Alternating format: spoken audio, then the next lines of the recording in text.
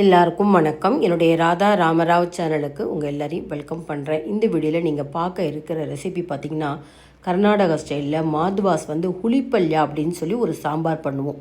சாம்பார் பொடி தேவையே இல்லை, மல்லி வேண்டாம். சரி, சாம்பார் பொடி இல்லை அப்படின்னா அது அரைச்சி விட்ட சாம்பாரான்னு கேட்டிங்கன்னா அதுவும் கிடையாது. தேங்காய்லாம் சேர்க்க போகிறதில்ல. சாம்பார் பொடியும் இல்லாமல் சாம்பாருக்கு உண்டான பொருட்களை வறுத்து அரைச்சும் செய்யாமல் வித்தியாசமான முறையில் இந்த சாம்பார் செஞ்சு காமிக்க போகிறேன். சாம்பாரை விட இது ரொம்பவே டேஸ்ட்டாக இருக்கும். ஹுளிப்பல்யான்னு பேர். இந்த வீடியோ பார்த்த உடனே இந்த மாதிரி ஒரு சாம்பார் செஞ்சு பாருங்கள், எல்லாருக்கும் ரொம்பவே பிடிக்கும். இந்த வீடியோ பார்க்குறதுக்கு முன்னாடி இது வரைக்கும் என்னோடய சேனலுக்கு சப்ஸ்கிரைப் பண்ணாத வியூவர்ஸ் சப்ஸ்கிரைப் பண்ணி எப்போதுமே சப்போர்ட் பண்ணிகிட்டே இருங்க. மல்லித்தூள் சாம்பார் பொடி இல்லாமல் ஹுளிப்பல்யா அப்படிங்கிற ஒரு சாம்பார் செய்கிறதுக்கு பார்த்திங்கன்னா, பரங்கிக்காய் நல்ல ஒரு கலராக இருந்தால் நல்லாயிருக்குங்க. இல்லைனாலும் பரவாயில்ல, லைட் கலராக பரங்கிக்காய் இருந்தாலும் சரி, தோல் எடுத்தோ எடுக்காமலோ செஞ்சுக்கலாம். நல்லா ஒரு 400 கிராம் அளவுக்கு பரங்கிக்காய் எடுத்திருக்கேன். வெண்டைக்காய், நூல்கோல், பூசணிக்காய், முளைக்கீரை வச்செல்லாம் இந்த ஹுளிப்பல்யா பண்ணலாங்க. மாதுவாஸ் சமையலில் ராயர் மடத்துலலாம் இந்த ஹுளிப்பல்யா செய்வாங்கங்க. இதுக்கு புளி அளவு பார்த்திங்கன்னா, பெரிய நெல்லிக்காய் அளவுக்கு புளியை தனியாக எடுத்து வச்சுக்கலாம். சாம்பாருக்கு போடக்கூடிய இந்த துவரம்பருப்பு பார்த்திங்கன்னா, வீசம்படி உழக்கில் நான் 1/2 கப்புக்கு அதிகமாக எடுத்திருக்கேன். சாம்பார் குழிக்கரண்டி இருக்குது பார்த்திங்களா, அதில் 2 கரண்டி நீங்கள் துவரம்பருப்பு எடுத்துக்கலாம். அதை ஒரு பாத்திரத்தில் போட்டு 2 முறை நல்லா சுத்தமாக தண்ணியில் அலம்பிட்டு 2 குழிக்கரண்டி பருப்பு எடுத்தோம் அப்படின்னா 200 ml அளவுக்கு தண்ணி சேர்த்துட்டு கொஞ்சமாக மஞ்சப்பொடி சேர்க்கணும். கண்டிப்பாக நம்ம துவரம்பருப்பு வேகிறப்பயே மஞ்சப்பொடி சேர்த்தா தான் நல்லா இருக்குங்க. குக்கரில் வச்சுட்டு சிம் ஃப்ளேமில் ஒரு 5 விசில் வேக வச்சு எடுக்க போகிறேன். அதுக்குள்ளே நான் புளியையும் நல்லா அலம்பிட்டு கொஞ்சம் தண்ணியில் போட்டு ஊற வச்சுக்கலாம். பாருங்கள், இப்போ பருப்பு வெந்தெடுத்து எந்த ஒரு சாம்பார் பண்ணாலுமே இந்த டிப்ஸை அவசியம் ஃபாலோ பண்ணுங்கள். இந்த மாதிரி சூடாக பருப்பு வெந்த உடனே வெளியில் பாத்திரத்தை எடுத்துகிட்டு விஸ்கோ மத்தோ வச்சு நல்லா கடைஞ்சிட்டிங்கன்னா உங்களுக்கு கொஞ்சமாக பருப்பு எடுத்துட்டா கூட நிறைய சாம்பார் செய்யலாங்க. நல்லா காணும். நிறைய தண்ணி விட்டுட்டிங்கன்னா அந்த மேலே இருக்க தண்ணியை ரசத்துக்கு நம்ம யூஸ் பண்ணலாம். இப்போ ஒரு வாணலி எடுத்திருக்கேன். 1 டீஸ்பூன் பச்சரிசி, 1/2 டீஸ்பூன் வெந்தயம். இது தாங்க நம்ம சாம்பார் பொடிக்கு பதிலாக தயார் பண்ணக்கூடிய பொடி. இந்த வெந்தயமும் அரிசியும் நல்லா பொரிஞ்சோன்னே தனியாக எடுத்துக்கலாம். அடுத்து 2 டீஸ்பூன் எண்ணெய் சேர்த்துக்கலாம். நான் இப்போ கட்டி பெருங்காயத்தை வறுக்க போகிறேன்.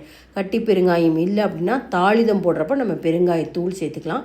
இந்த ஒரே ஒரு கட்டி பெருங்காயத்தை நல்லா எண்ணெயில் பொரிக்கணும். அது பொரியிற நேரத்தில் இந்த வறுத்த அரிசி வெந்தயத்தை மிக்சியில் கொஞ்சம் குறகுறப்பாக பொடிச்சிட்டு வந்துடலாம்.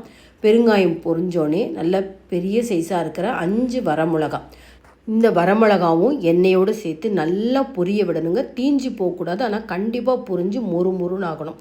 இப்போ பெருங்காயம் மிளகாய் 2த்தையுமே தனியாக எடுத்துடலாம். அந்த காலத்தில் இது கூட அரிசி மாவு வச்சு கையாலேயே நொறுக்குவோம். இப்போ தான் மிக்சி வந்திருக்கு.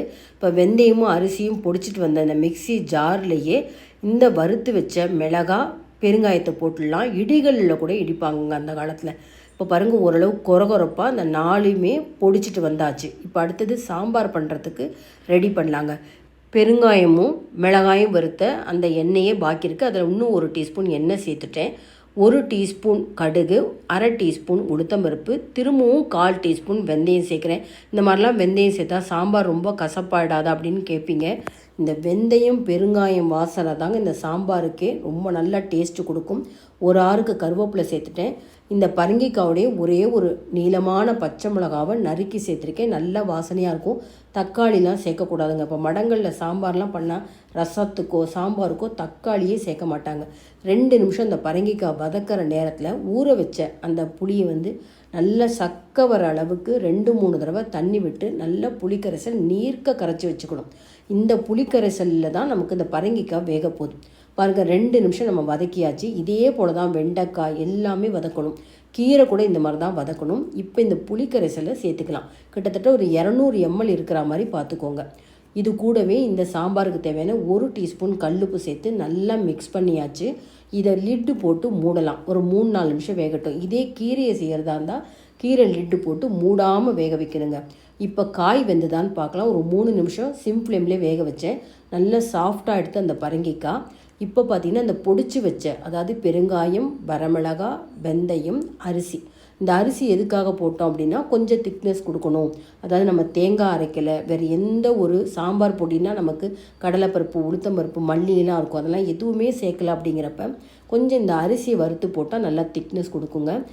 ஜஸ்ட்டு ஒரு 1 நிமிஷம் கொதிச்சா போகும். ஏன்னா ஆல்ரெடி நம்ம வறுத்து தான் நம்ம பொடி பண்ணியிருக்கோம். இது கூட நம்ம வேக வச்ச அந்த துவரம்பருப்பு மஞ்சள் பொடியோடு சேர்க்குறப்ப கலர் பார்க்க ரொம்ப நல்லாயிருக்கும். நிறைய பேர் நான் பார்த்துருக்கேன், துவரம்பருப்பு வேக வைக்கிறப்ப மஞ்சள் பொடி போடாமல் ரசத்துக்கு தனியாக மஞ்சள் பொடி, சாம்பார் செய்கிறப்ப தனியாக மஞ்சள் பொடின்னு சேர்க்குறீங்க. அதை விட இந்த பருப்புலேயே சேர்த்து நீங்கள் மஞ்சள் பொடி போட்டு வேக வச்சிங்கன்னா அந்த சாம்பார் ரசம்லாம் கலர் ரொம்ப நல்லாயிருக்கும். இப்போ இந்த வெந்த துவரம்பருப்பு போட்டு நல்லா மிக்ஸ் பண்ணிவிட்டு ஜாரில் கொஞ்சமாக ஒரு 50 ml அளவுக்கு தண்ணி விட்டு சேர்த்துருக்கேன். அதிக அளவு தண்ணி விடக்கூடாது. பாருங்கள், நல்லா அதை மிக்ஸ் பண்ணிடலாம். ஏன்னா நம்ம அதிக அளவு தண்ணி விட்டோம் அப்படின்னா சூடு ஆறப்புறம் மேலே தண்ணி நிற்கும். அதனால் இது தண்ணி அதிகமாக சேர்க்காம தான் செய்யணும். பாருங்கள், நல்லா மிக்ஸ் பண்ணிவிட்டு ஒரு 3-4 நிமிஷம் தளன்னு கொதிக்கட்டுங்க. அவ்வளோ அருமையாக இருக்கும். இந்த மாதுவா ஸ்டைல் புளிப்பல்யா அப்படிங்கிறது ரொம்ப ட்ரெடிஷ்னல் ரெசிபிங்க. நம்ம வீட்டில் பெரியவங்களோடையே சேர்ந்து வாழ்ந்துருந்தா அவங்க பாட்டியெல்லாம் இந்த மாதிரி சமையல் செஞ்சு நீங்கள் அதை சாப்பிட்டுப்பீங்க. உங்கள் அனுபவங்களை கண்டிப்பாக என்னோட பகிர்ந்துக்கோங்க. கமெண்ட் பாக்ஸில் உங்கள் அனுபவங்களை சொல்லுங்கள். சூடான சாதத்தில் அந்த உருகாத நெய் விட்டுருக்கேன். ஆக்சுவலாக நெய்யை உருக்கி போடணும். நெய் தான் விட்டேங்கிறதுக்காக நான் சூடான சாதத்தில் நெய் விட்டுருக்கேன். பாருங்கள், சூடு நல்லா அந்த சாம்பாரில் ஆறிப்பு எடுத்து தண்ணி விட்டுக்காமல் ரொம்ப கரெக்டாக சேர்ந்துட்ட மாதிரி இருக்குது. பார்த்திங்களா? புளிப்பல்யா அப்படிங்கிறது சாம்பாரில் பொரியலுக்கு உண்டான அளவுக்கு காய் சேர்த்துருக்கோம். அதனால தான் இது புளிப்பல்யான்னு சொல்கிறாங்க. நிறைய காய் இருக்கிறதுனால தனியாக நம்ம பொரியல் பண்ணணுன்னு அவசியமே இல்லை. வீட்டில் ஒரு வத்தல் பொரிச்சிருந்தா கூட போருங்க. நான் இன்றைக்கி அது மாதிரி தான் இந்த மாதிரி சாம்பாரில் நெய் விட்டு நிறைய காய் வச்சு சாம்பார் பரிமாறி ஒரு வத்தலையும் வச்சுருக்கேன். அவசியம் நீங்கள் ட்ரை பண்ணி பாருங்கள். எல்லாருக்கும் ரொம்ப ரொம்ப பிடிக்கும். இந்த வீடியோ பிடிச்சிருந்தா லைக்ஸ் கொடுங்க. கமெண்ட் பாக்ஸில் உங்கள் கமெண்ட்ஸ் போடுங்க. உங்கள் ஃப்ரெண்ட்ஸ் அண்ட் ரிலேட்டிவ்ஸ்க்கு கண்டிப்பாக இந்த வீடியோவை ஷேர் பண்ணுங்கள். இது வரைக்கும் என்னோடய சேனலுக்கு சப்ஸ்கிரைப் பண்ணாத வியூவர்ஸ் சப்ஸ்கிரைப் பட்டன் ப்ரெஸ் பண்ணி சப்போர்ட் பண்ணிகிட்டே இருங்க. இன்னொரு இன்ட்ரெஸ்டிங்கான ரெசிபீஸில் நம்ம பார்ப்போம். Thank you viewers.